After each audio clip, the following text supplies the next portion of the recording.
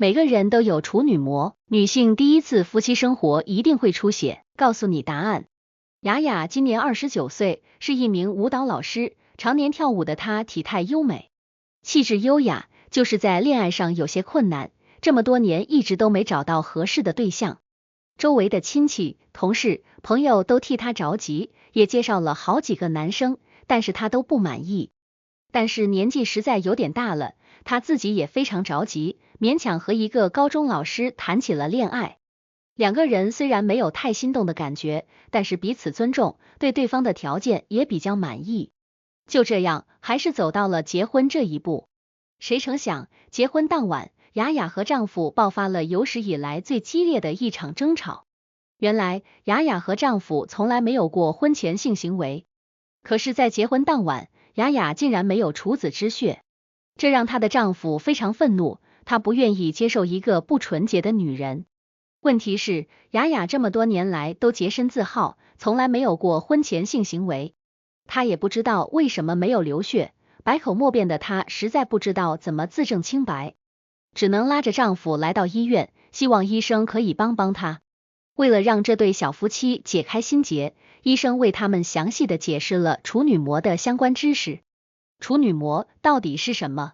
处女膜其实就是位于女性阴道口的一种薄膜组织，这个薄膜并不是完全封闭的，在薄膜中间还有一个小孔，也就是处女膜孔。女性每个月的经血会从这个孔中流出。一般来说，女性的处女膜孔在没有夫妻生活之前，可以呈现出环形、半月形、筛形等多种形态。其实，在长久的研究中，我们发现处女膜是人类女性独有的一种组织，其他雌性动物并没有处女膜，而且早期的人类女性也没有处女膜这种东西。那么，处女膜到底是怎么出现的呢？这可能和处女膜对女性的保护作用有很大的关系。据推测，处女膜应该出现在距今300万到5万年之间。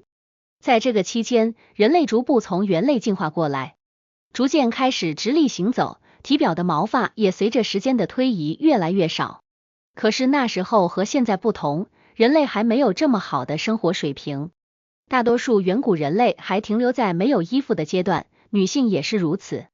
毛发褪去，又没有衣服的保护，远古人类女性的生殖系统常常暴露在外界，给了细菌入侵的机会。生殖系统方面的疾病既影响着女性本身的寿命，也会对她们的生育能力造成不利影响。为了能够减少细菌入侵的机会，远古人类女性逐步进化出了处女膜。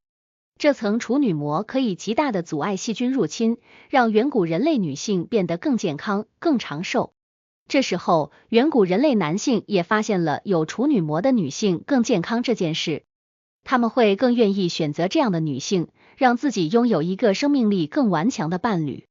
在这样的情况下，有处女膜的女性的基因更容易被遗传下来。经过一代一代的繁衍后，越来越多的女性拥有了处女膜这个独特的组织。可是随着时间的流逝，我们对于处女膜的认知并不仅仅停留在有处女膜的女性更健康这个层面。我们发现，有处女膜的女性往往在第一次进行夫妻生活的时候会出现流血现象，之后就不会再有流血的情况了。这种特性让男性开始将女性初夜是否流血作为判断一个女性是否纯洁的标志，认为初夜没有流血的女性是不检点的。不过，这样的想法真的正确吗？每个女性都有处女膜，女性初夜一定会流血。将初夜有没有流血作为判断女性是否纯洁的标志，实在是无稽之谈。因为并不是每个女性都有处女膜这个组织的。还记得我们说过最早的人类女性是没有处女膜这件事的吗？虽然这类女性的基因基本没有遗传下来，但是依旧有极少一部分没有处女膜的基因遗传下来，再加上有些女性朋友可能出现了基因突变，导致有很少一部分女性先天就是没有处女膜的。如果女性原本就没有处女膜，初夜的时候又怎么会有流血的情况呢？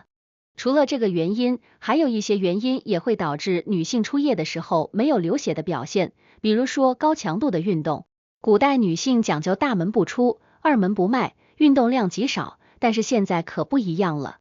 很多女性朋友可以去当运动员、舞蹈家等等，她们在职业选择上有更大的空间，运动量也变得更大。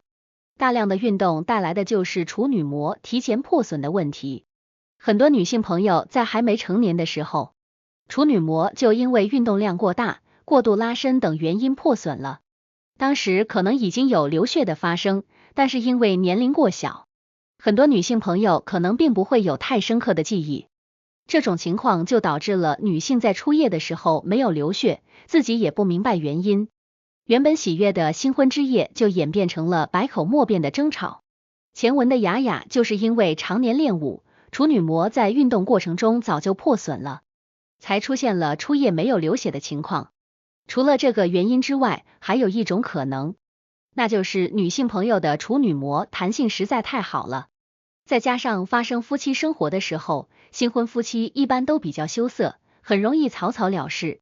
在这个过程中，男方并没有真的损伤的女方的处女膜，女方自然也不会流血。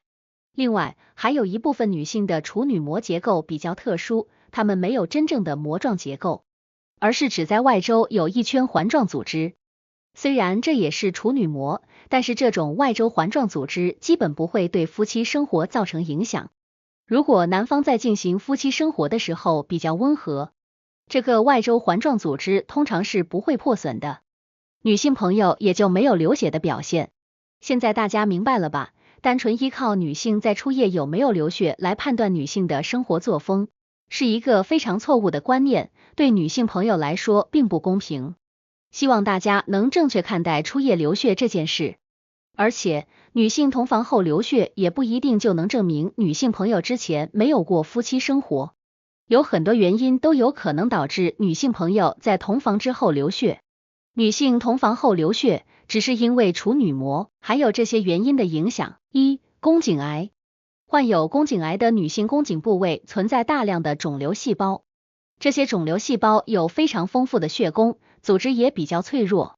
当女性朋友在同房时受到猛烈的撞击时，原本脆弱的肿瘤组织就会发生破裂、出血的情况，最终导致同房后流血的发生。那么，宫颈癌到底是因为什么原因引发的呢？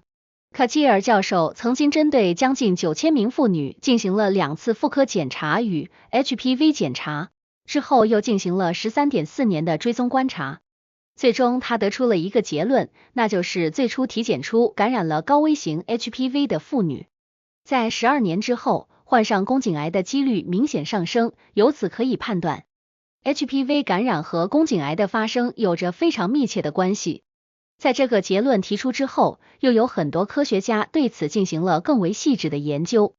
结果都显示 HPV 感染是宫颈癌的重要诱因。既然知道了宫颈癌的病因，很多科学家开始思考 HPV 病毒是否可以像其他病毒一样，通过疫苗进行预防，从而达到降低宫颈癌风险的目的。功夫不负苦心人， HPV 疫苗的出现确实能够保护女性朋友免受 HPV 病毒的侵袭，减少宫颈癌的发病率，国家也在大力推行宫颈癌疫苗的接种。如果符合条件的话，大家一定要接种 HPV 疫苗哦。2、阴道损伤。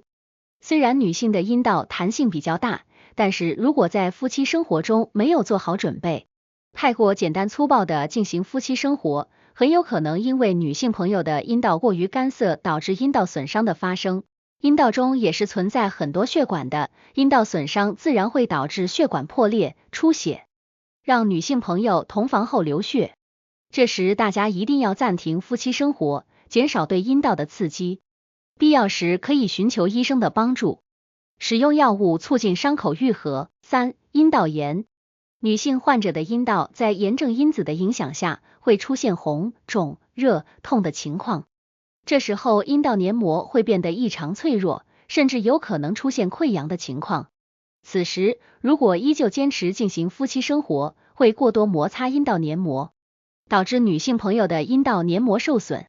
同时伴有少量的出血现象，和初夜流血非常相似。所以大家千万别再根据同房后流血不流血来判断女性朋友私下的生活作风是否存在问题。写在最后。很多男性朋友因为自己的爱人在初夜没有流血就异常愤怒，怀疑妻子的生活作风，却不知道女性初夜没有流血很有可能是因为女性朋友先天就没有处女膜，也有可能是因为运动损伤了处女膜，甚至可能因为处女膜结构特殊导致女性朋友初夜没有流血。这种情况下，如果简单的将初夜有没有流血和女性朋友的生活作风挂钩，是非常不严谨的做法，并不建议大家这样做。而且有时候同房流血也不能证明女性朋友的处女膜完好无损，还有可能是因为宫颈癌、阴道损伤、阴道炎等原因导致的女性在同房后流血。可以看出来，初夜流不流血这件事是因人而异的，男性朋友如果心存怀疑，还是应该好好的和自己的爱人沟通，不要随便下结论。